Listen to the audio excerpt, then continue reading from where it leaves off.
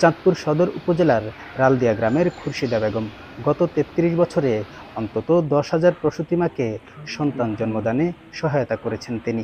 তাই এলাকার সবাই তাকে চেনেন খুশিদাই নামে।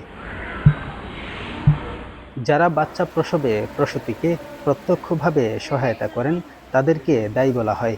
আধুনিক চিকিৎসা ব্যবস্থার যুগে বর্তমানে এই পেশার গুরুত্ব তুলনামূলক কম, তবে রক্ষণশীল সমাজে এখনও এর প্রচলন রয়েছে। খুরশিদা বেগমের এমন সেবায় খুশি স্থানীয়রা।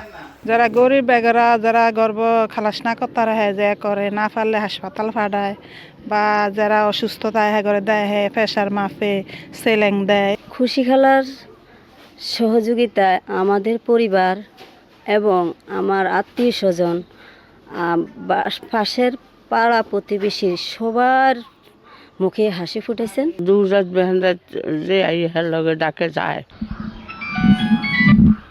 হ্যালো। ১৯৯২ সালে একটি এনজিও সংস্থা থেকে ধাত্রীবিদ্যায় প্রশিক্ষণ নেন খুরশিদা। কোনো প্রসূতির প্রসব বেদনার খবর পেলেই ছুটে যান, সেবা দেন নির্ধারিত ফি ছাড়াই। মানুষের বিপদ শুনলে কি ঘরে থাকতে মনে করি, অবশ্যই দৌড়িয়ে ছুটতে হয়। আমার যে কদিন হায়াত আছে, যে কদিন রতে দেয়, শরীরের স্বাস্থ্য ভালো থাকে ওদিন করবে।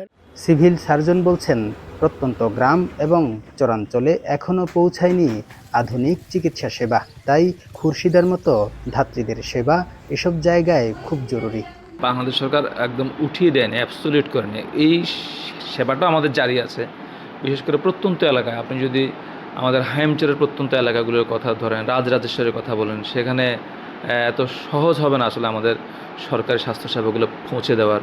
ওসব জায়গায় আমাদের কিন্তু এই ধরনের টিবিএ যারা আছেন ওনারা খুব আমাদের হেল্প করছেন নর্মাল ডেলিভারিতে। আমরা ওনার কাজকে আবারও বলছি, উনি যা করেছেন আমাদের জন্য আমরা স্যালুট জানাই। প্রসবকালীন অবস্থায় প্রশিক্ষিত ধাত্রী পাশে থাকলে মা ও শিশুর মৃত্যু ঝুঁকি উল্লেখযোগ্য হারে কমে যায়। সে কারণেই দেশের দূর দূরান্তে খুরশিদার মতো ধাত্রীরা এখনও নীরবে মানব সেবার ভার বহন করে চলেছেন। কাদের পলাশ, স্টার নিউজ, চাঁদপুর।